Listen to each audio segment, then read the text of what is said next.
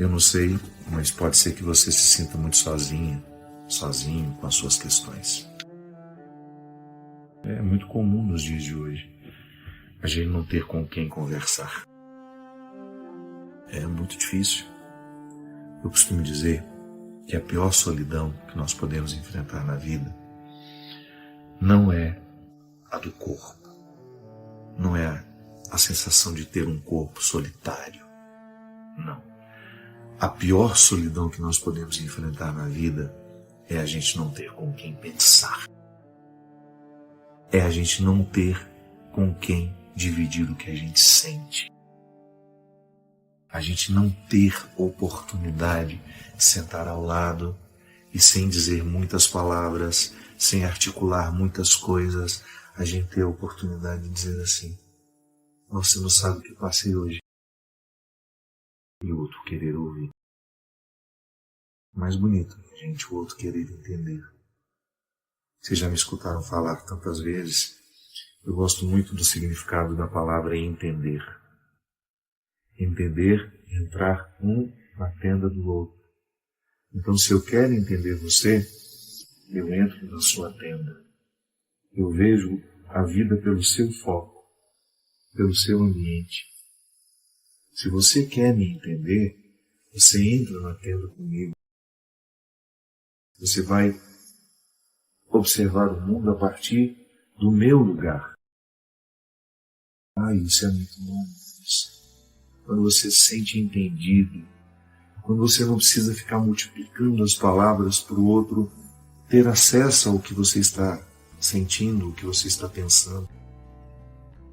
Então é muito salutar quando a gente constrói uma intimidade assim. Eu continuo o primeiro responsável pela minha felicidade. Mas eu encontro pessoas que se dispõem a viver comigo essa busca e essa procura e esse entendimento. Não é? Então, quando eu me sinto solitário, qual é a pior solidão que me atormenta?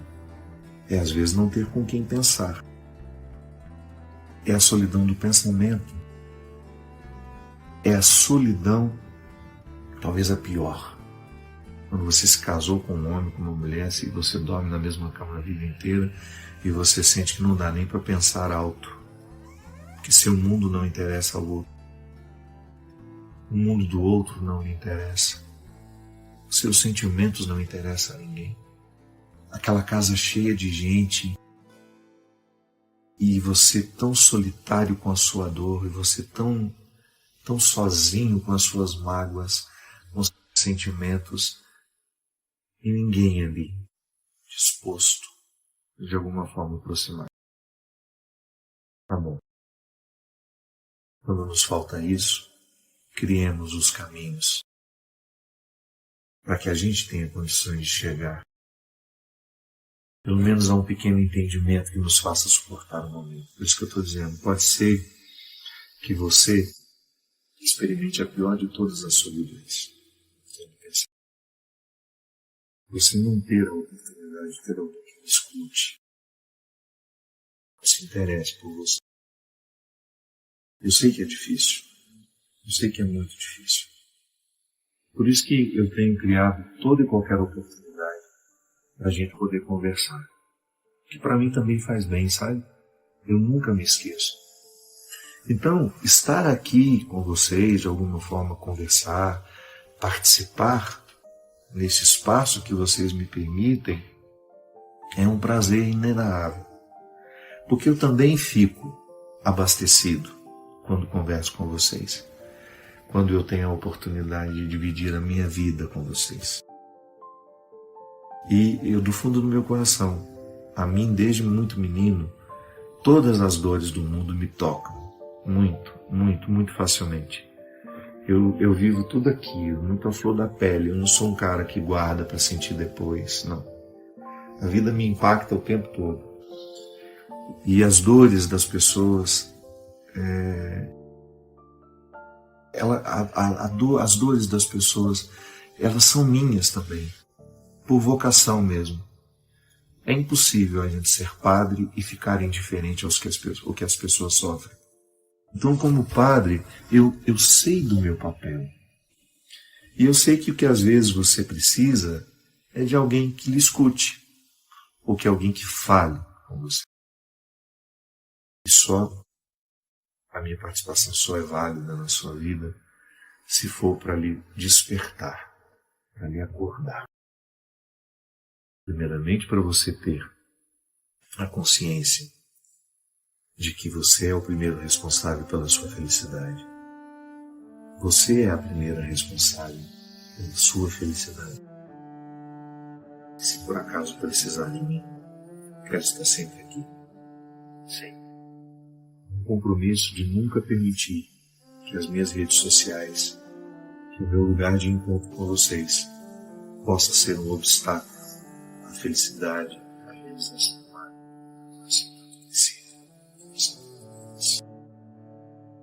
Jesus deu exemplo. Algumas pessoas buscam escape na droga, na violência, na prostituição socializada, buscam escape no álcool. E a gente estava dizendo que a gente tem 1000 escapes maravilhosos. A gente se embriaga de amigos, a gente se embriaga de boa literatura, a gente se embriaga de música, porque é isso que a gente precisa fazer.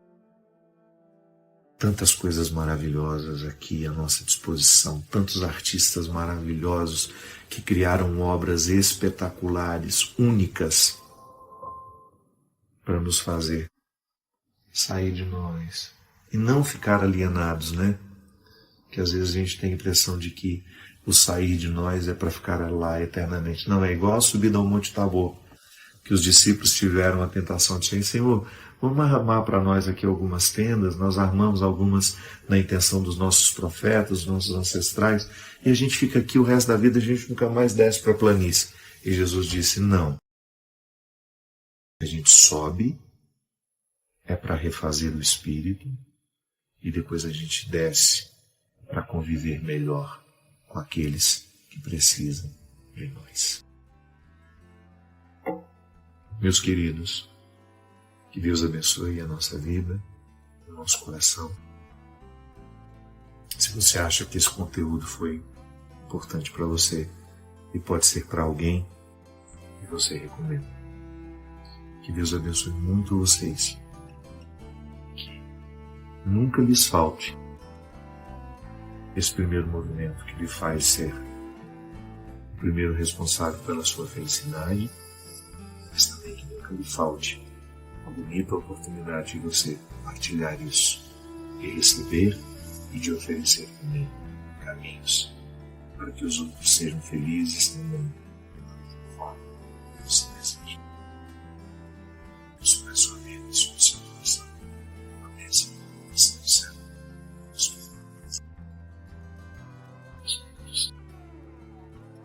Achei interessante uma pessoa aqui está dizendo assim: Padre Fábio, o amor é uma imposição, um dever ou é uma virtude? O que você acha, Cristian? Perguntinha boa, né? O amor é um dever, uma imposição ou é uma virtude? O que essa cara está querendo dizer? Justamente, né? Se fosse fácil, Cristian está dizendo, não seria um mandamento. É interessante que o amor, ele condensa as duas possibilidades. Feliz daquele que conseguiu amar, porque houve a empatia natural, né? O que é o amor? É o processo do querer bem. A gente fala tanto de amor que a gente corre o risco de deixar de compreender o verdadeiro significado do amor. Amar é querer bem. Quando você diz ao outro, eu te amo, tanto é que eu, quando era criança, eu só achava que podia dizer eu te amo o homem para a mulher. Não é assim? A gente não tinha isso no passado? Era uma expressão típica de quem estava apaixonado. De um amor que erótico, poderia dizer, né? Ou apaixonado. Eu me lembro que a primeira vez que a gente começou a ouvir isso, pai dizer para o filho, o amigo dizer para o outro, Nossa Senhora, a gente tinha medo dessa expressão. Dizer eu te amo, quando eu tenho a coragem de dizer isso, significa que eu lhe quero bem. Querer o bem pode ser um dom, mas é também uma imposição. a partir do momento que eu vivo a dinâmica do cristianismo dentro de mim, eu tenho por obrigação querer bem a todos. Gente, aí vem uma distinção muito sutil que pode ser perigosa se a gente não compreende bem.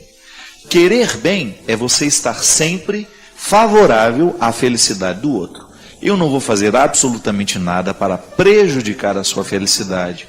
Eu não vou fazer absolutamente nada para atrapalhar a sua vida, e eu estarei sempre comprometido com o seu bem.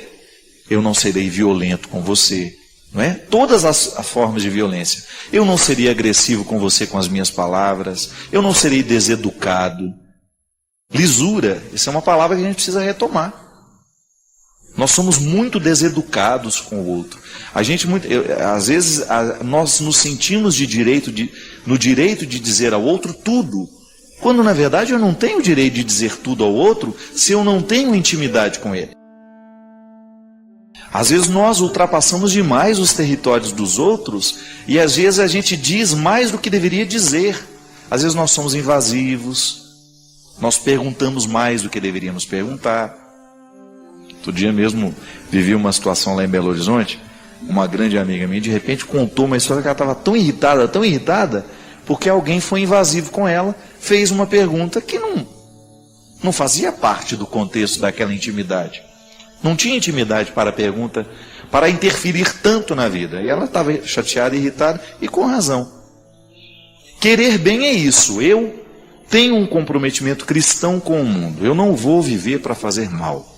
Eu não vou viver para difamar. Ainda que eu não concorde com o outro. Ainda que eu não tenha nenhuma comunhão com o jeito de pensar do outro. Eu posso tratar as diferenças, mas vou respeitar. Não preciso ficar atacando, não preciso ser grosseiro, não preciso usar palavras que vão menosprezar, que vão humilhar. Não há necessidade disso. Eu posso não concordar com o outro, mas eu vou ter a lisura de não concordar com elegância. Isso faz parte da vida. É berço. A gente aprende, ou então a gente depois vai correr atrás para ter. A gente falar menos, né? A gente não ser tão repetitivo, a gente não ser tão espalhafatoso nas nossas comunicações. Você ter aquele limite de você saber até que ponto você pode dar palpite na vida do outro. Mas você quer bem. Mas não significa que você tem que estabelecer vínculos de proximidade, porque você vai ter o seu grupo de amizade, você vai ter o seu grupo de proximidade. Isso é direito seu. E só vai fazer parte da sua intimidade, só vai entrar na sua casa, só vai fazer parte do seu mundo aqueles com quem você estabeleceu um vínculo de confiança, de segurança, não é assim? De fidelidade. Ninguém fica amigo da noite para o dia. É construção, amizade é construção. Agora, o amor, ele será sempre uma regra para todo e qualquer relacionamento que quer ser cristão. Eu perdi aqui a pessoa que falou, era não sei o que, o sobrenome Faria. E eu lembro que ela estava dizendo assim, padre, como é que eu posso... Ela, pelo jeito, estava vivendo um conflito, que o Twitter é muito complicado, né? Às vezes a pessoa quer conselhos aqui. Não, é muito mais interessante isso, propor uma reflexão. Porque em 140 caracteres, a gente não tem como tratar questões, às vezes, tão sérias que as pessoas apresentam aqui, e mesmo porque Twitter não é MSN, né? Para a gente ficar... É muita gente falando ao mesmo tempo. Então é um lugar que a gente pode até propor uma outra reflexão, mas é um lugar muito restrito de comunicação, senão essa comunicação mais leve que a gente faz no dia a dia, que eu acho absolutamente saudável, de aproximação. A gente se sente mais próximo das pessoas. Mas ela estava dizendo muito num contexto assim, padre, eu estou com dificuldade de retribuir amor a alguém que me trata muito bem. Aí ela perguntava, amor é virtude ou é uma imposição? Eu diria que será sempre uma imposição e, vez em quando, vai ser em nós uma experiência maravilhosa de gratuidade, de virtude, que nos realiza muito e que são situações que você vai encontrar pela vida e que você vai saber diferenciar quando é uma imposição, eu preciso amar porque eu preciso respeitar, eu não vou denegrir, eu não vou sujar o seu território, porque eu tenho respeito por você, eu cuido bem de quem é você, mas ao mesmo tempo também vivo na minha experiência essa possibilidade de ter sempre alguém que vai fazer parte da minha vida de uma maneira diferente.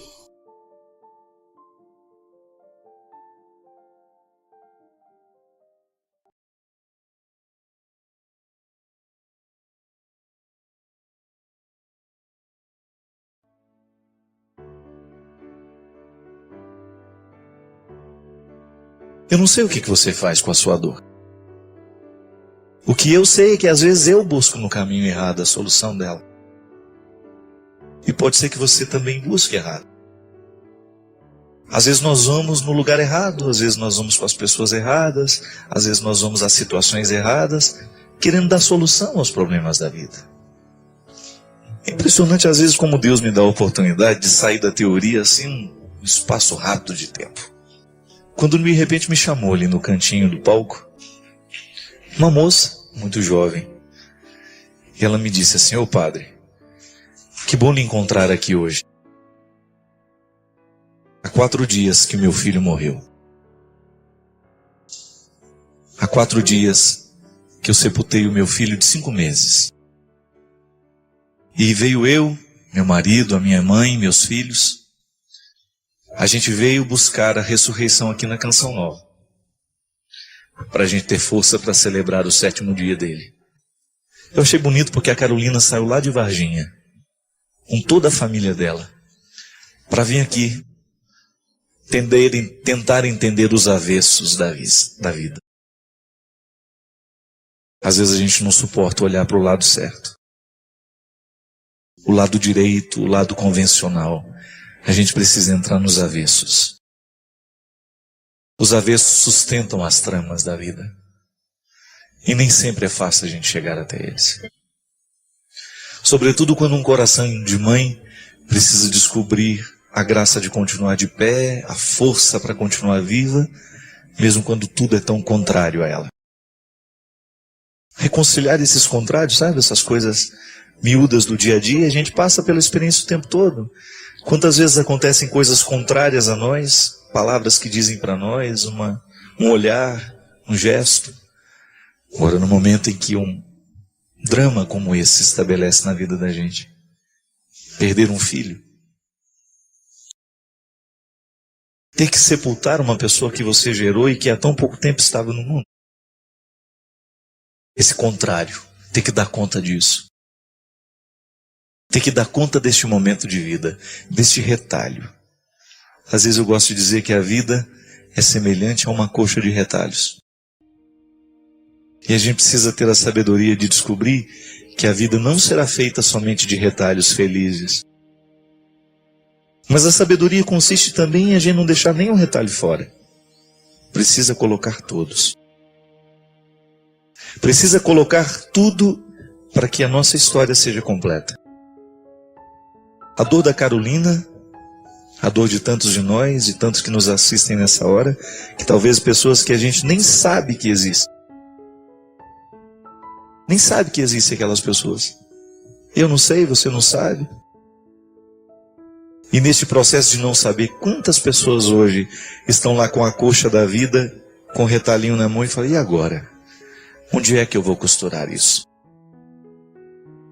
Onde é que eu vou dar jeito de colocar esse retalho? Uma vez que a gente não pode jogá-lo fora. Você já deve ter experimentado isso. Quantas vezes você ficou com o retalho na mão sem saber onde colocá-lo? Quantas vezes você ficou ali no silêncio do seu tempo, do seu quarto, da sua sala, da sua cozinha? E agora, o que eu faço com isso? A Carolina disse que veio buscar a ressurreição. Com 4 dias. 4 dias de morte e a luta já querendo se estabelecer. É tão bonito isso, minha gente. Quando a gente corre atrás do avesso daquilo que nos faz doer. Quando a gente corre atrás do avesso daquilo que a gente não entende. Eu não vou ficar só com esse lado direito, só com aquilo que eu consigo ver. Eu vou correr atrás. Às vezes as pessoas descobrem os mais estranhos caminhos. Alguns buscam a droga, alguns buscam a solidão, alguns buscam a bebida, alguns buscam as respostas mágicas. Ela não. ela quis vir para cá. Quem sabe ouvir uma palavra, encontrar alguém, rezar um pouco, ser encontrada por pessoas que acreditam na ressurreição e então assim ser tocada pela força deste contrário, dessa ressurreição. E preparar-se para celebrar bem o 7º dia da partida do Miguel. Minha gente, quantas vezes eu encontrei jovens drogados, pessoas bonitas, drogadas, porque não sabem o que fazer com a vida. Quantas vezes você deve ter encontrado pessoas alcoolizadas, que transformaram do álcool um vício terrível na sua vida, porque não sabe conviver com os problemas que tem. Caminhos errados, o avesso errado, o contrário errado. Quando na verdade no momento em que a morte se estabelece, que a perda se estabelece, que o sofrimento se estabelece, nós precisamos buscar ser os mais verdadeiros possíveis. Nós não podemos entorpecer a nossa alma. Nós não podemos entorpecer a nossa cabeça, a nossa mente, não. Nós temos que erguer a cabeça e vamos buscar a solução. Não temos como mudar o fato, então a gente permite que o fato nos modifique. Eu não posso alterar os acontecimentos, então eu vou permitir que os acontecimentos me alterem. Eu preciso estar sabedoria nessa hora. Meu filho não pode ter morrido em vão. Aquele sofrimento não pode ter passado em vão por nós. Alguma coisa a gente vai ter que aprender com isso.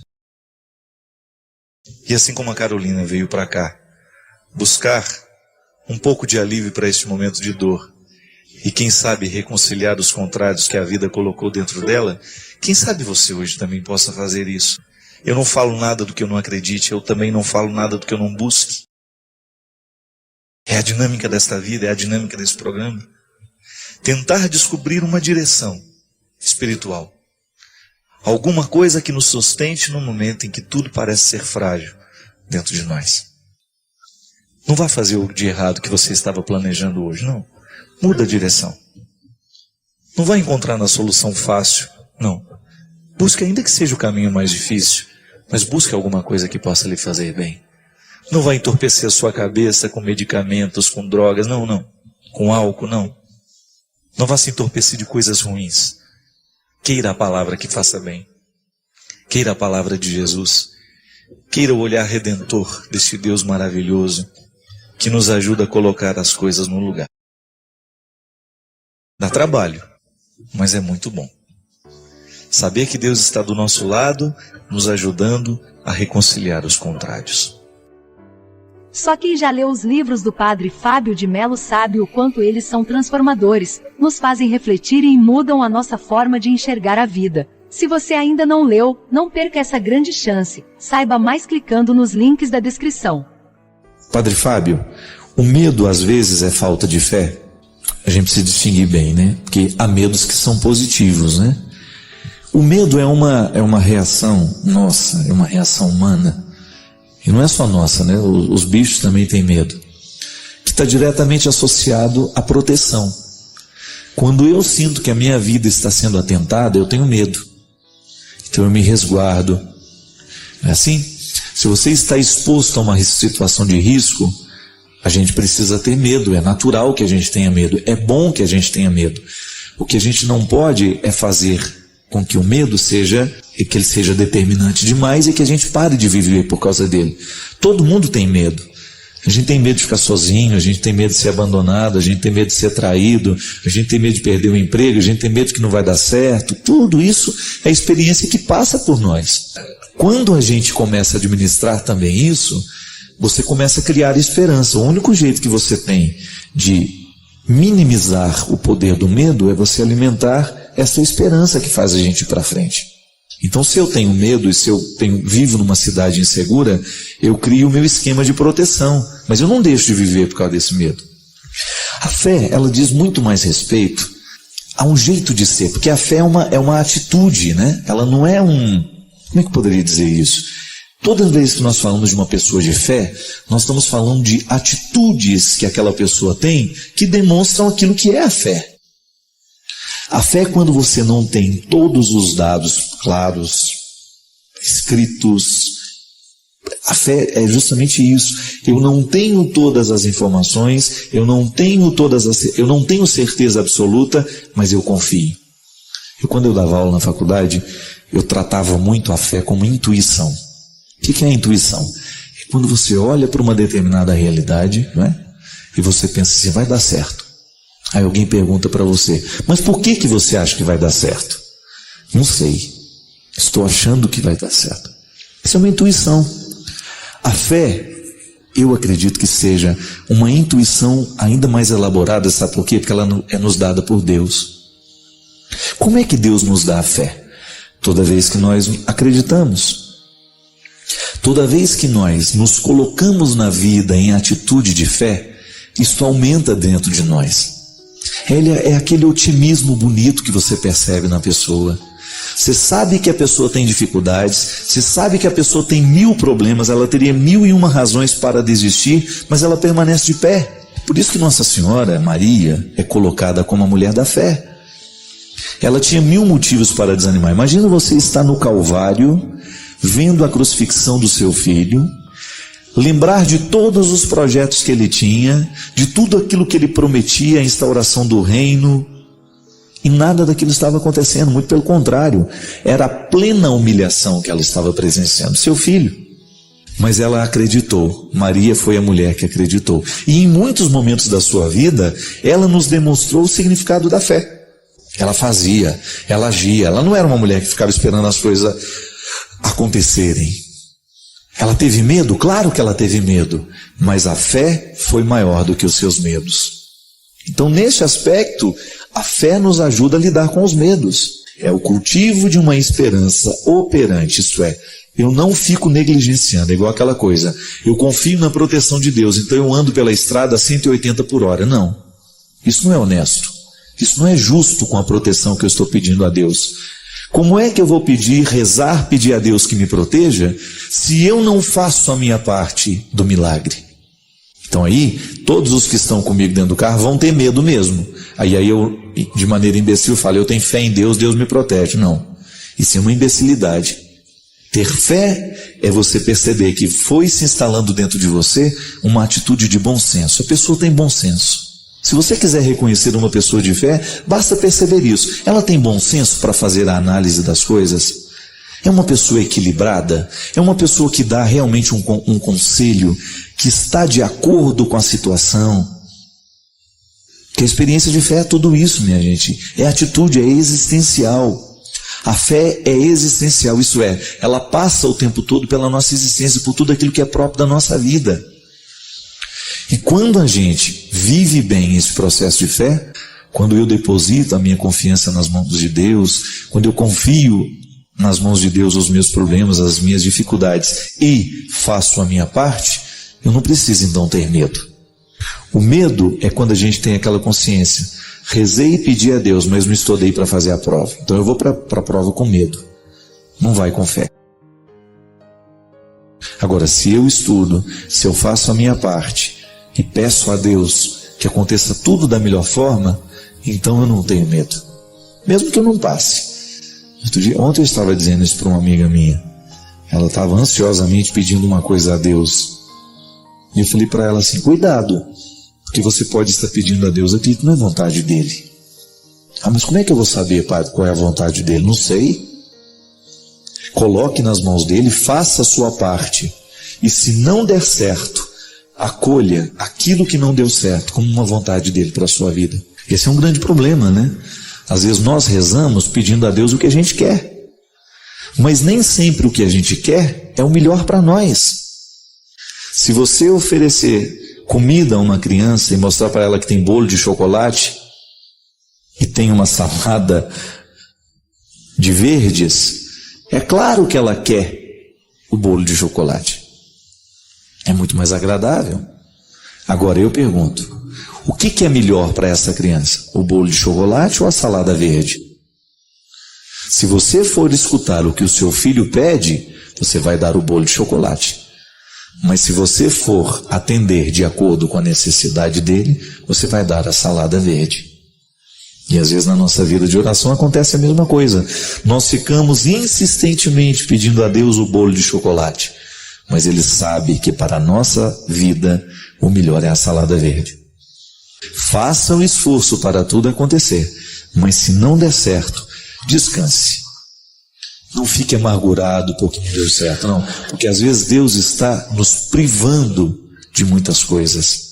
Às vezes Deus está segurando muitas coisas para que não aconteça ali. E justamente por causa disso não é o melhor para nós. Mas essa tranquilidade a gente precisa ter.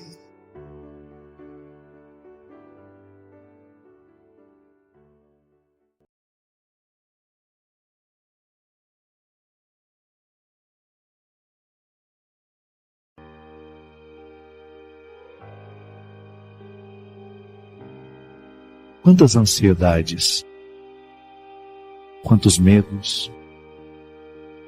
Você que está em casa, que também está com medo. Medo de perder as pessoas que você ama. Medo de não suportar. As angústias nos pesam tanto. Há tantos entre nós angustiados. Você que está aí na porta desse hospital agora, permita que Deus lhe abrace. O amor de Deus nos sonda. Ele nos cura. O amor de Deus nos abraça, Ele nos reconfigura, Ele nos faz nascer de novo, Ele nos faz enfrentar aquilo que em nós precisa morrer. Eu não imagino o que você precisa passar para dar conta de ser quem você é. Eu posso lhe dizer por mim. Durante esse período de tanta reclusão, de tanta vida diferente, de tantas angústias, de tantas ansiedades, em que os sofrimentos dos outros nos chocam tanto, quantas vezes eu precisei renovar o meu compromisso com a vida de hora em hora. Vocês devem ter me escutado falando, quem me acompanha mais vezes, que às vezes a vida fica tão difícil que você não pode programar o dia de amanhã. Você tem que programar somente a hora seguinte. Sim. Porque o que é urgente é viver bem o momento presente. Você ter coragem de reconhecer aquilo que em você precisa passar pelo processo de morrer, para que o novo tenha um lugar na sua vida. Quantas vezes nós vamos ficando envelhecidos, não no corpo somente, que o corpo envelhece, mas quantas vezes nós vamos sentindo que o nosso espírito está cansado e não corresponde mais àquilo que nós podemos viver nessa fase da vida. Talvez porque nos faltou a sabedoria de viver o renascimento nosso de cada dia. Que não nos falte essa sensibilidade de perceber quando é que a vida está batendo a nossa porta e nos pedindo mudanças. Sim, para que a gente continue vivendo essa busca diária de ter sempre uma versão atualizada de nós mesmos. Acho que nunca fomos tão desafiados a compreender o processo do nascer e morrer. A gente não nasce uma vez só. A gente não morre uma vez só. Mas se você tivesse que contar quantas vezes você precisou nascer, quantas vezes você precisou voltar ao ventre da vida e ali se refazer nos seus propósitos, nos seus desejos, nos seus sonhos. Quantas vezes? Quantas vezes você sentiu a vida lhe asfixiando, o cansaço tomando conta? Quantas vezes você precisou se reinventar? Assim como o universo nasce e morre todos os dias, nós também precisamos. O nascimento, ele é sempre doloroso para quem nasce. Muito. E de vez em quando, a gente sente o desconforto da vida como se o ventre estivesse nos expulsando, Como se a sabedoria da vida nos dissesse, olha, esse jeito que você escolheu ser até hoje não lhe serve mais.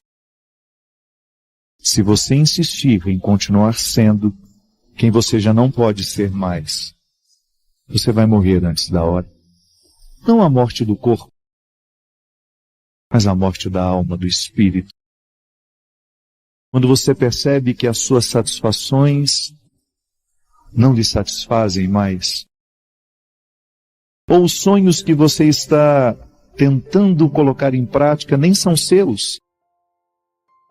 É a vida, então, fazendo um movimento de contrações e nos levando a assumir novas posturas, um novo jeito de ser, respirando profundamente, enchendo os pulmões de ar, de nascer de novo. O amor que eu amei ontem não me serve para hoje. Amor não se estanca. Existência não se estanca. Aquele que eu fui ontem, hoje eu preciso renovar. Se eu ficar insistindo em ser sempre o mesmo, eu me transformo num espectro, num fantasma. Mas se eu aceito o desafio do próprio universo, de buscar o rosto de cada instante. Qual é a dinâmica que eu preciso hoje encontrar para viver bem a minha vida? O que eu hoje preciso fazer para que tudo fique mais harmonioso e mais bonito? Todo caminho é exigente. Ficar é exigente, partir é exigente. O mais inteligente é a gente escolher o caminho que de fato foi feito para os nossos pés. A autenticidade, é assim que Deus nos quer, autênticos. O diabo nos quer disfarçados, infelizes nos disfarces.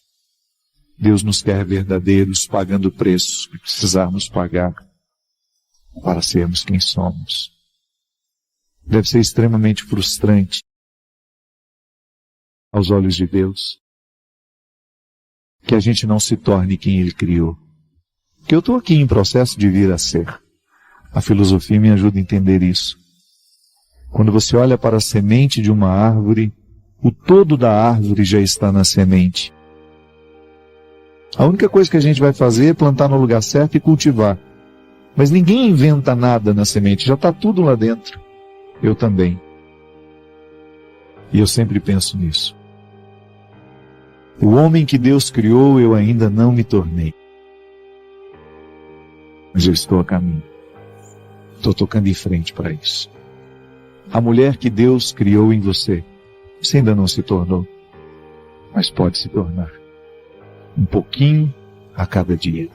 Esse é o movimento do Espírito Santo em nós, movendo-nos num movimento de autenticidade, onde há Deus não há mentira, onde há Deus não há disfarces, mas há vida plena, vida em abundância, vida em plenitude.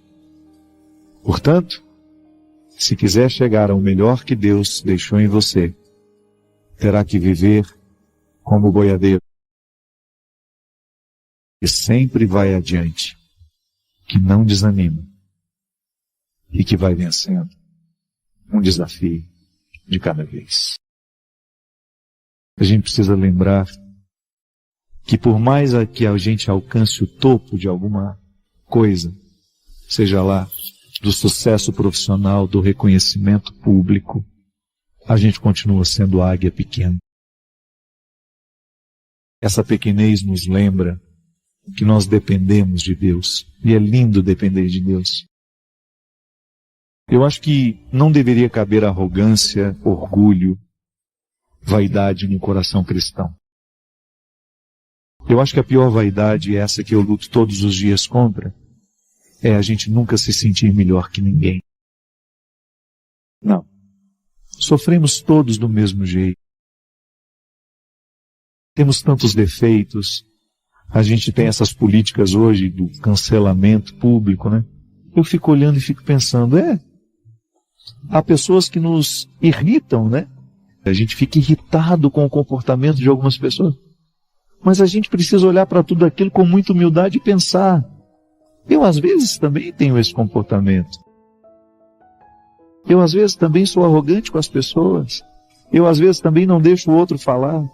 Claro, a gente pode estar mais evoluído para isso, graças a Deus, a gente não está mais nesse lamaçal de temperamentos, de comportamentos, muitas vezes rudimentares, sem o talho, né?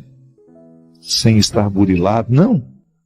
Mas é só puxar um cordãozinho e aquilo que há de pior em nós vem à tona. A gente nunca pode se esquecer que nós somos feitos para as alturas, sim. Deus nos quer sempre alcançando o que há de mais nobre. Mas nunca nos esqueçamos da condição de águia. Felicidade, minha gente, é você ter essa coerência. Você ser a pessoa certa, sempre. Porque Deus não errou com a gente. Deus nunca errou com alguém. Ele fez uma matéria pior que a outra. Não. Todos nós fomos feitos para a realização, homens e mulheres capazes de fazer sucesso, de dar certo na vida. Sucesso eu não estou dizendo de ter notoriedade, não. Satisfação de ser quem é, de ser um homem e uma mulher realizado. É disso que eu estou falando. Deus não errou com a gente. Deu a mim o mesmo que deu ao Bruno, que deu ao Marcelinho, ao Marcelo, ao Marquinhos. Deu a mim, deu a você. Agora o que a gente faz com o que Ele nos deu é um problema que nos diz respeito. Eu não posso entrar no coração do outro e fazê-lo florescer naquilo que Deus lhe deu de mais precioso. Não. É um trabalho pessoal e árduo. Todos os dias eu preciso buscar o lugar certo. Porque a pessoa certa eu já sou. Deus me fez a pessoa certa. Mas eu preciso encontrar o meu lugar. A gente nunca precisou pensar tanto sobre isso como agora. O que é ser feliz? De repente a vida nos reduziu tanto e pôs uma lente de aumento e você pôde perceber quem você tem e quem você não tem. Quem você ama e quem você não ama ainda. Qual o relacionamento que é maravilhoso e qual o relacionamento que é destrutivo. A lente de aumento está aqui. E seria tão bom se a gente colocasse essa lente de aumento para a gente poder entender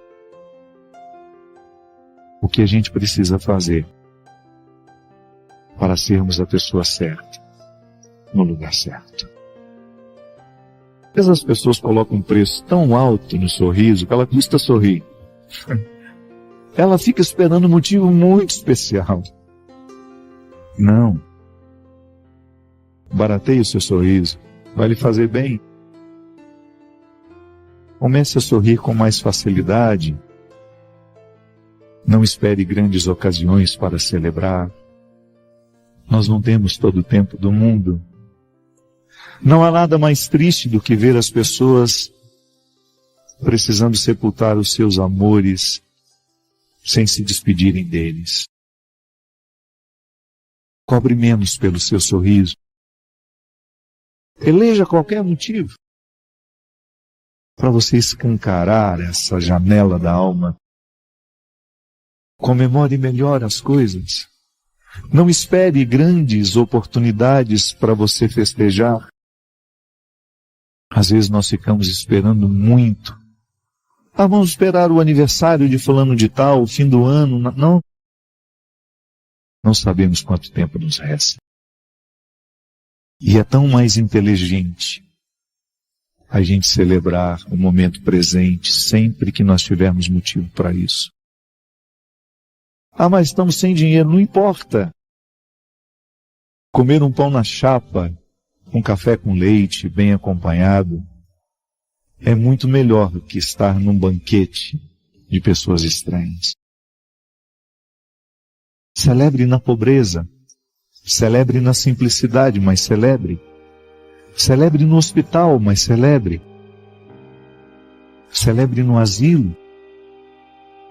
Busque qualquer oportunidade que você tiver de abrir um sorriso em alguém. Com o seu, é meio caminho andado. A maneira mais fácil de despertar um sorriso é sorrindo também. Cobre menos pelos seus sorrisos. Sorria com mais intensidade, com mais frequência. Porque o sorriso ilumina. Eu não quero perder tempo mais. Se eu tiver algum relacionamento de amizade, de fraternidade, de companheirismo, que seja para me ajudar a andar os caminhos de Deus. Tenho ficado mais seletivo com aquilo que eu quero viver. O que eu acho que o mais bonito é isso. Estar sempre atento. Certa vez perguntaram a Buda: você é um santo? Você é um Deus? Você é um anjo?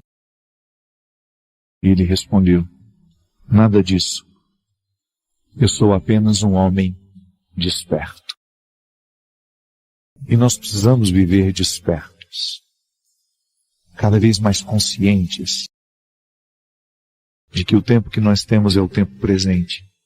E eu preciso estar inteiro aqui agora, porque é a única forma responsável de viver. Permita que hoje o amor de Deus lhe recorde do valor que você tem. Às vezes as nossas batalhas são tão árduas que a gente vai esquecendo do valor que a gente tem. Por motivos que desconhecemos ou que até sabemos por alto.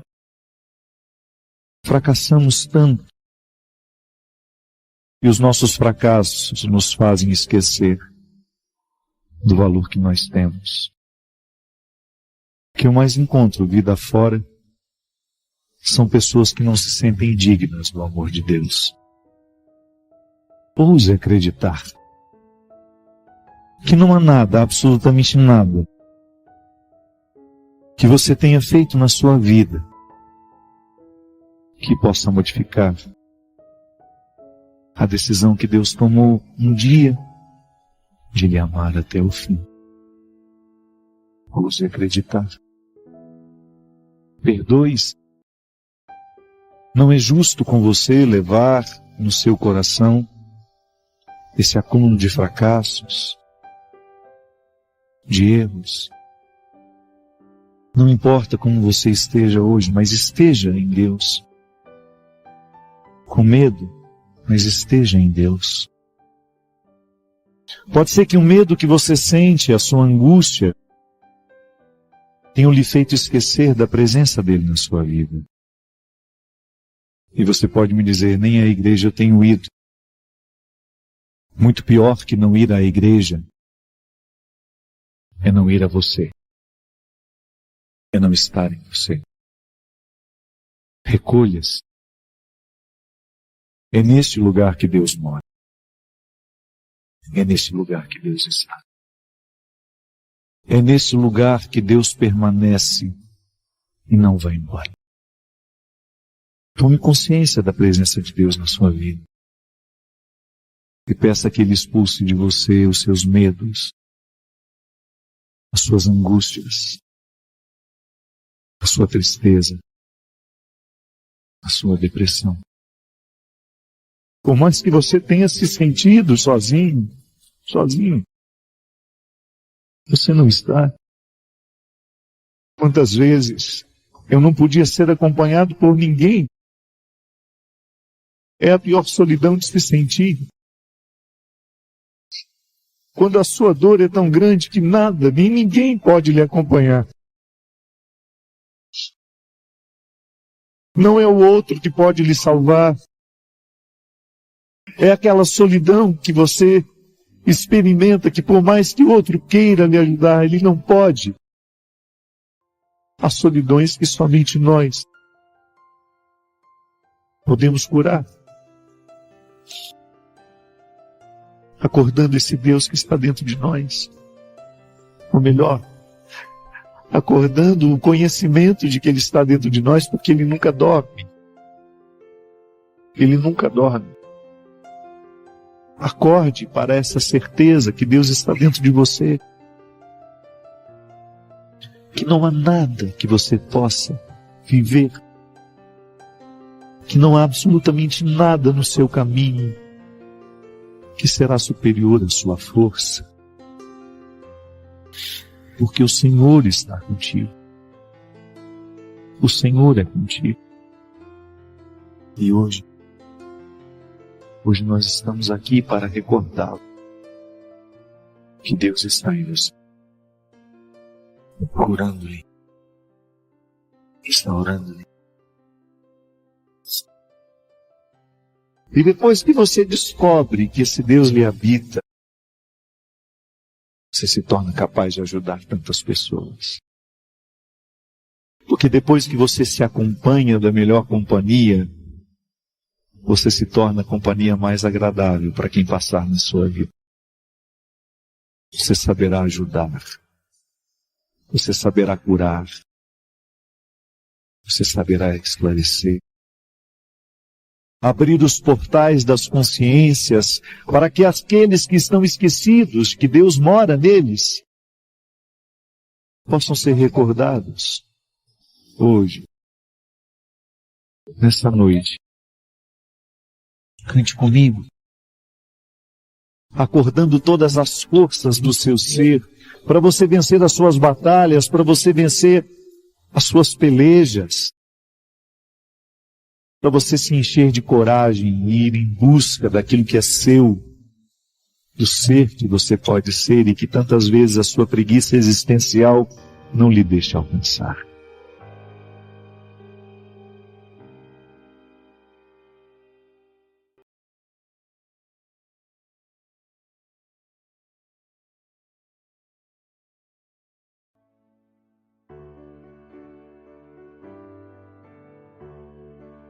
Saber que Deus cuida de nós não é apenas uma ideia que tem que passar pela nossa cabeça.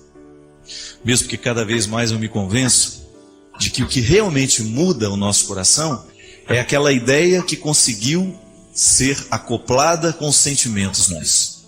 É aquela ideia que conseguiu fazer o caminho da mente para o coração. É aquela ideia que consegue mover a nossa vida. Aquela que a gente percebe que a gente ama, que já entrou na corrente sanguínea, faz parte de nós. Não é apenas alguma coisa que nós trazemos em cima da nossa cabeça, dentro de nós, não. Mas é uma parte de nós, irrenunciável. Se uma porta se fecha aqui, muitas outras se abrem ali. Você já parou para pensar o tanto que a gente sofre constantemente a tentação de prestar atenção na porta que se fechou para nós? E são muitas as portas que se fecham. Mas se os nossos olhos ficam grudados nas portas que se fecham, dificilmente nós poderemos contemplar aquelas que estão abertas. O cuidado de Deus na nossa vida é esse. A providência de Deus se manifesta em nós assim, no momento em que nós somos capazes de descobrir o que é novo, mesmo por trás da perda. É inevitável que o ser humano viva perdendo o tempo todo. Nós perdemos o tempo todo. Mas por trás dessas perdas, há tantas coisas preciosas que nós podemos ganhar, mas que só ganharemos se soubermos a perda, se soubermos viver o processo de perder. Pode ser que hoje você esteja angustiado, porque os seus olhos estão ocupados naquilo que você perdeu. E se você se ocupa demais daquilo que você perdeu, você corre o risco de não enxergar aquilo que você pode ganhar. Toda perda tem o poder de reservar ganhos. Se você perde a infância, por exemplo, você ganha a juventude. Se você perde a juventude, você ganha a idade adulta. E aí você começa a saborear a vida de um jeito diferente. O interessante é só a gente saber fazer as pontes. Eu me convenço sempre mais que a ansiedade é justamente a gente parar no início da ponte e se recusar a ir adiante. Quantas vezes a gente se angustia na vida porque a gente parou no início da travessia e a gente não teve coragem de ir adiante. E é sempre tempo de ir adiante. Acreditar que Deus cuida de nós é acreditar que Ele providencia a vida o tempo todo. A vida está providenciada em você. Agora faça a sua parte. Toda ação requer uma reação. E assim o processo não para. Deus age, nós reagimos, e na reação Deus age ainda mais, e nós vamos nos misturando naquilo que Deus quer. A nossa vontade vai se misturando na vontade de Deus, e daqui a pouco nós queremos a mesma coisa. A conversão é isso, é a gente misturar a nossa vontade na vontade de Deus. É a gente fazer as travessias necessárias todos os dias para que a gente não pare. A vida não pode parar. Há muita coisa esperando por nós hoje. Há muita coisa que precisa da nossa decisão. Decisões simples. Eu não quero ficar parado. Acredite nessa providência de Deus. Mas não pense que a providência lhe coloca aí numa situação confortável que você não pode fazer nada. Não. Nós que acreditamos na providência de Deus, acreditamos o tempo todo no cuidado humano. São duas realidades que se dão juntas. Deus providencia, mas o ser humano cuida daquilo que ele providenciou. E à medida que cuida, a providência se multiplica. Porque toda vez que Deus providencia alguma coisa na nossa vida, se nós não cuidamos daquilo que ele providenciou, corre-se o risco de morrer a providência e a gente não tem mais. Não é que Deus não quer dar. É que a multiplicação da providência depende do cuidado. À medida que nós cuidamos daquilo que Deus nos entregou, nós nos multiplicamos. A começar pelos talentos que Ele nos entrega. A providência de Deus, tudo aquilo que Ele lhe entregou como possibilidade. Mas é cuidado humano todo o esforço que você faz para fazer com que o talento se torne realidade concreta em você. Você descobre que você não tem como viver apenas do seu cuidado, mas você também não pode viver só da providência. Se a providência não abraça o seu cuidado, você corre o risco de julgar para Deus toda a responsabilidade que é sua.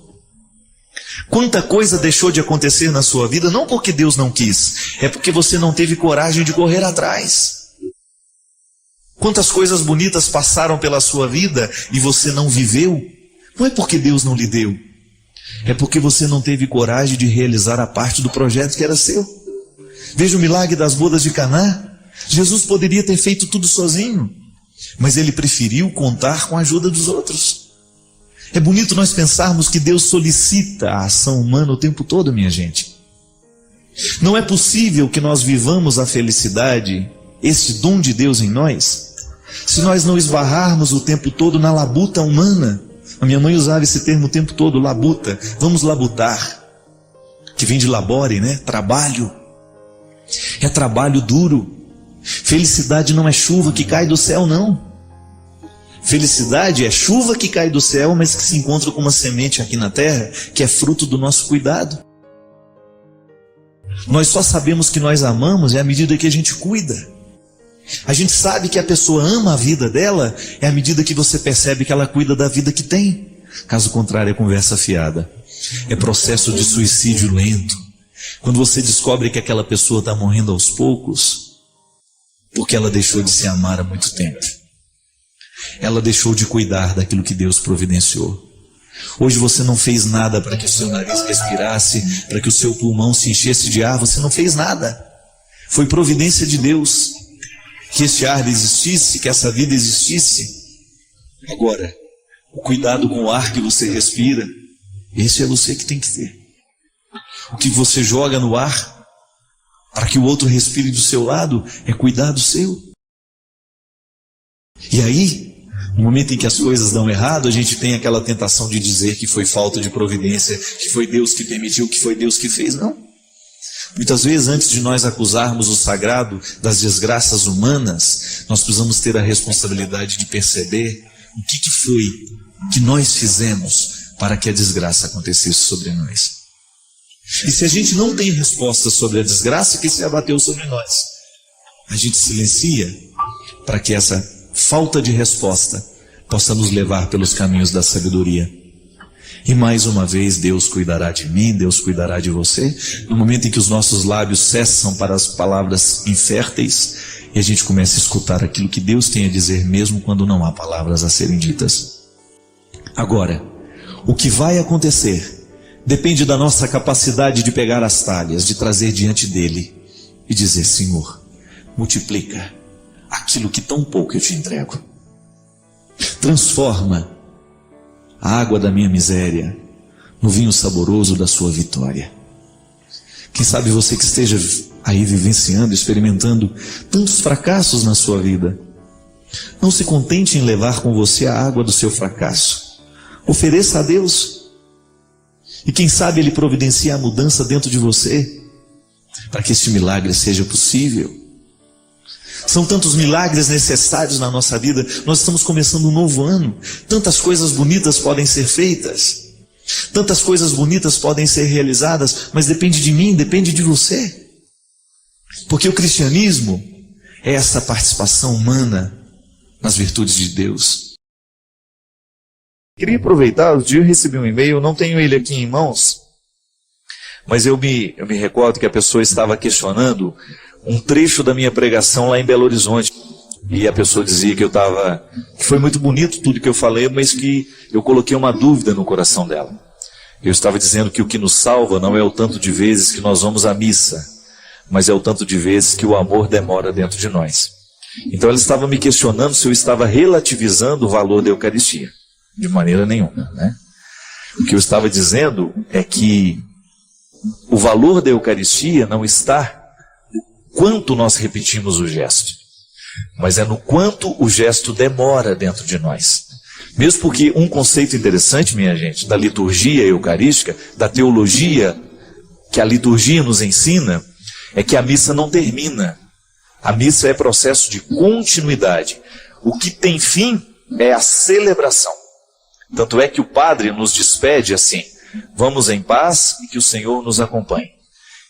A missa não termina. Eu me lembro que quando era criança escutava a comentarista dizendo isso, e o padre às vezes também dizia: a missa não terminou, vamos em paz e que o Senhor nos acompanhe.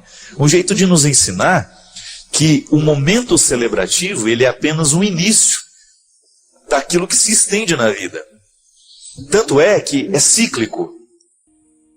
O ofertório é o momento em que a gente mais entende o processo cíclico da celebração, porque ele é o momento em que nós trazemos as oferendas, isto é, aquilo que é a matéria-prima da vida a ser celebrada. No pão e no vinho estão todas as nossas atitudes que nós queremos que sejam transformadas, todos os nossos ódios, todos os nossos rancores, que nós queremos, junto com o pão e o vinho, sejam transformados no corpo e o sangue de Cristo. É o que o filósofo chamava, tem lá de Chardin, chamava isso de cristificação do universo. Era bonito que ele compreende todas as realidades, da mais simples à mais complexa, como um processo semelhante. Toda essa realidade está em processo de evolução.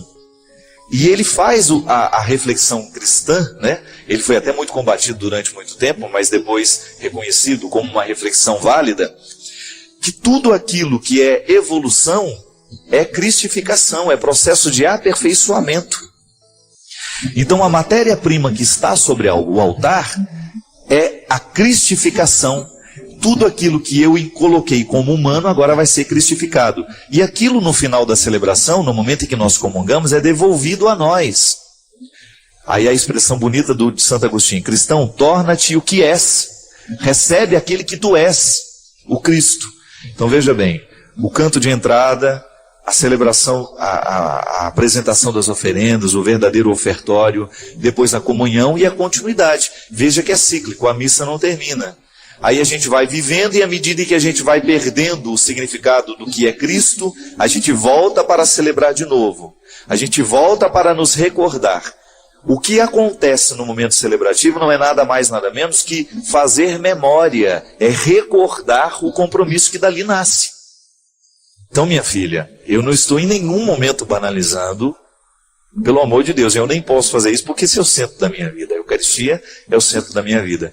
O que eu digo é que não basta a gente estar todos os dias se a gente não continua essa missa na nossa vida.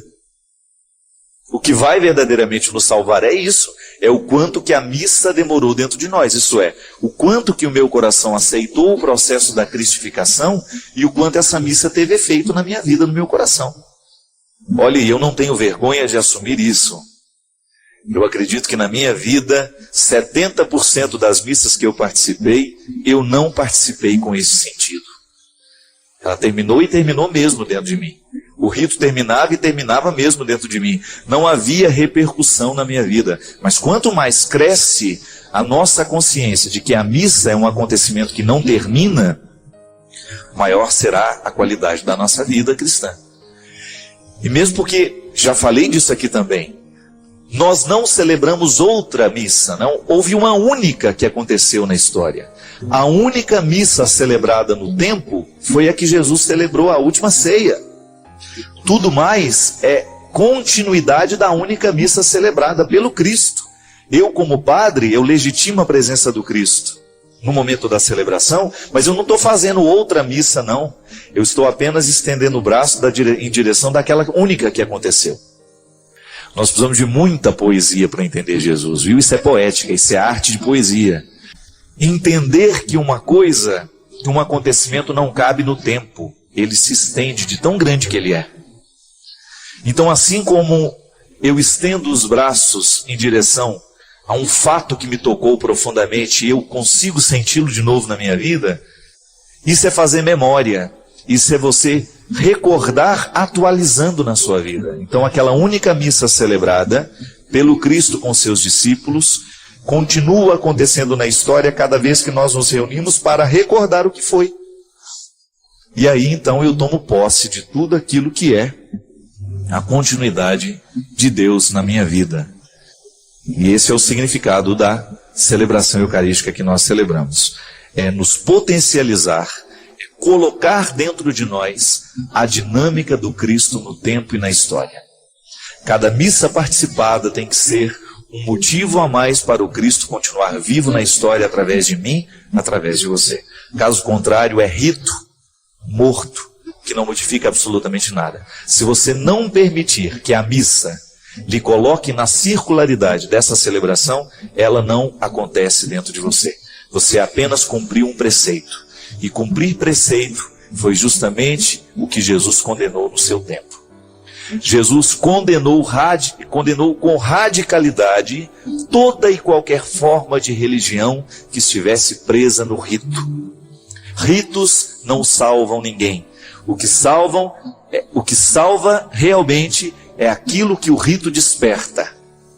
Se não despertou, se você não se envolveu com o que você celebrou, Deus não teve chance naquele momento.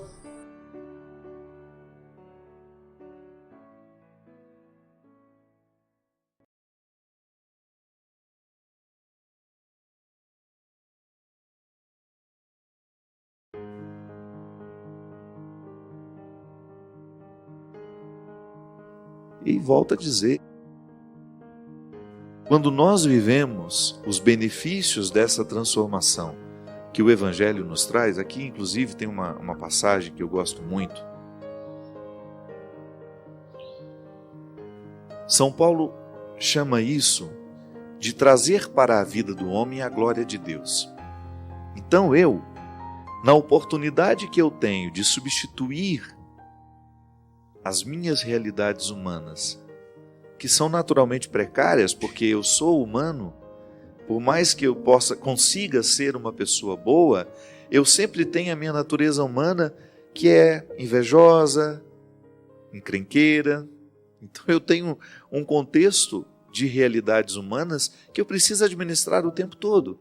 Mas a minha vocação cristã me coloca na possibilidade de ter essa glória de Deus em mim. Mas eu preciso buscar. São Paulo diz assim: tudo é permitido, mas nem tudo convém. Tudo é permitido, mas nem tudo edifica. Ninguém busque o seu próprio interesse, mas o do outro. Podeis comer de tudo o que se vende no mercado, sem levantar nenhum problema de consciência. Pois ao Senhor pertence a terra e tudo o que ela contém. Se um não cristão vos convida para uma refeição e quereis ir, comei de tudo o que vos for servido, sem levantar nenhum problema de consciência. Mas se algum de vós disser, isto foi oferecido em sacrifício, não comais, por causa daquele que vos advertiu e por motivo de consciência, a consciência dele não a vós, pois ele, para que deixar a minha liberdade ser condenada por uma consciência alheia? Se eu participo de uma refeição dando graças, por que seria eu censurado por aquilo pelo qual dou graças? Em suma, quer comais, quer bebais, quer façais qualquer coisa, fazei tudo para a glória de Deus. Não sejais motivo de tropeço para ninguém, judeus, gregos ou Igreja de Deus, como também eu me esforço por agradar em tudo a todos, buscando não o que é vantajoso para mim, mas o que é vantajoso para o maior número de pessoas, a fim de que sejam salvas. Olha que interessante. A preocupação de Paulo, inclusive dando exemplo para a comunidade, que certamente tinha conflitos lá, do que se deve comer, do que não se deve comer, né? Eles ainda estavam organizando o cristianismo dentro deles, então naturalmente ainda estavam muito presos às leis judaicas. Então imagina que conflito para um judeu recentemente convertido ao cristianismo experimentar a liberdade cristã, estando tão amarrado tradicionalmente, religiosamente falando, né, às culturas de seus antepassados, que proibiam tanto, colocava a ordem na mesa, né? Então São Paulo está falando para uma comunidade que está aprendendo a ser livre. Mas veja bem como é interessante. O enfoque de Paulo é que o cristão se posicione dentro da comunidade numa perspectiva de exercitar constantemente consigo mesmo, exercitar-se diariamente numa conversão que lhe faça sair de seu egoísmo para viver comunitariamente, sempre pensando no bem comum. Quando eu penso no bem comum, eu tenho que necessariamente abrir mão do meu mau humor, da minha falta de caridade, da minha falta de justiça, da minha fofoca, porque senão eu não construo o bem comum. Eu não faço o que essa senhorinha conseguiu fazer no coração da família dela, tornar-se um referencial de pessoa que é capaz de converter o que é feio em bonito, de acender uma luz por onde passa, de ser uma luz no alto da serra. Sim, minha gente, nós não temos outra pretensão. É essa. Tudo nos é permitido, mas nem tudo nos convém. Por que nem tudo nos convém? Porque se eu identificar que aquele comportamento, que aquela escolha vai me prejudicar na minha relação com a minha família, com a minha casa, com aqueles que diretamente estão ligados a mim, por amor a eles, eu preciso não aceitar. Eu preciso retirar da minha história. E é por isso que a conversão será sempre para nós um exercício de deixar de lado as situações que nos privam de nós mesmos. Porque só quem está na conquista diária de si mesmo vai saber oferecer-se a alguém. Caso contrário, se não houver essa busca pessoal por ser de si mesmo, nós não teremos condições de nos oferecer a alguém. E nós não saberemos entender essa liberdade cristã. Eu sei que você vive os mesmos desafios que eu, porque nós somos iguais. Podemos até estar em estágios diferentes, mas em algum momento da vida nós já fomos iguais. Tivemos os mesmos medos, nos alegramos pelas mesmas causas e enfrentamos os mesmíssimos desafios. E um deles é este: nós conseguirmos extrair de nós, conseguir arrancar lá do fundo dessa humanidade tão machucada a coragem para que o Evangelho se torne uma realidade muito viva em nós. E aí o nosso discurso é apenas uma consequência da nossa vida. O que a gente vai evangelizar é vivendo.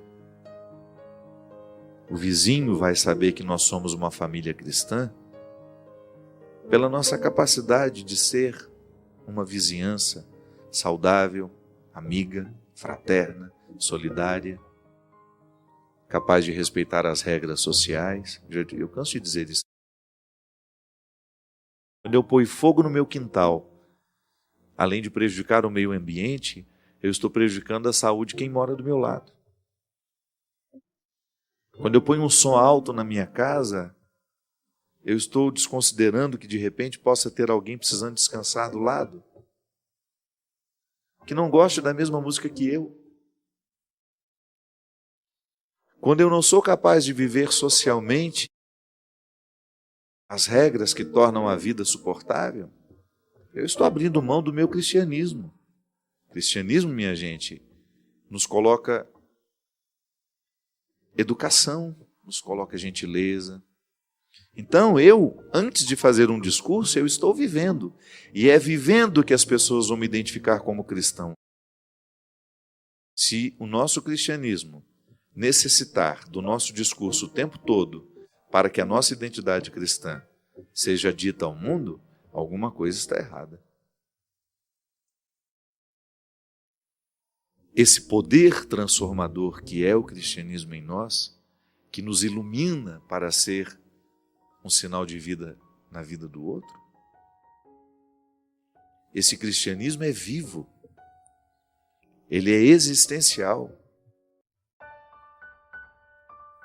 E é por isso que aqui também você vai encontrar, não, né? Uma das cartas.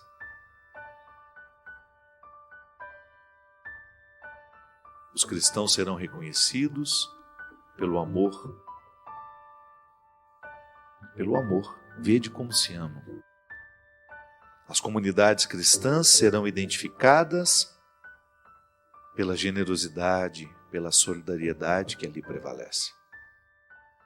Não são as nossas fachadas, com as nossas cruzes, com as nossas inscrições religiosas, com os nossos brasões das nossas dioceses, das nossas igrejas, que vão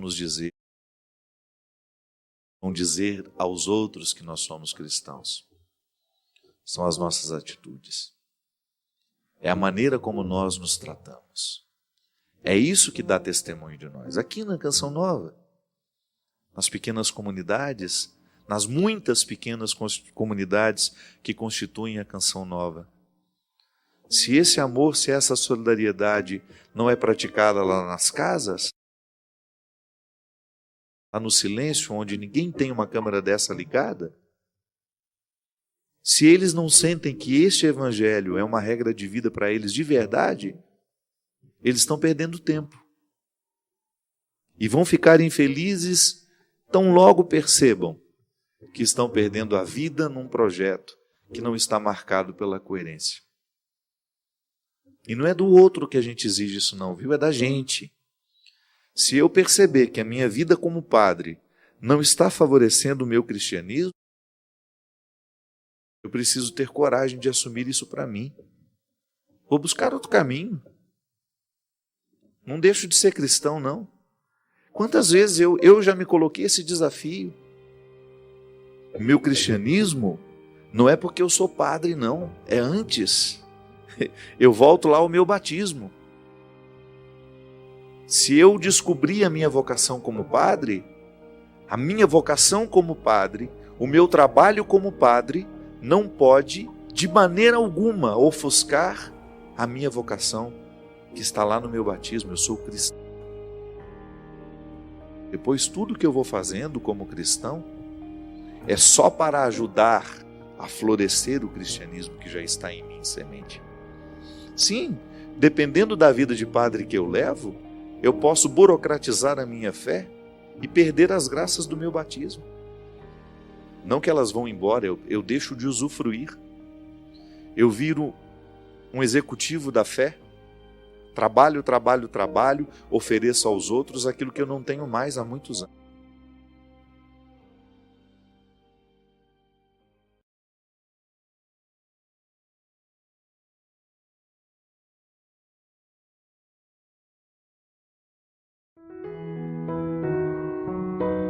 Gostou do vídeo? Deixe o like, inscreva-se e compartilhe.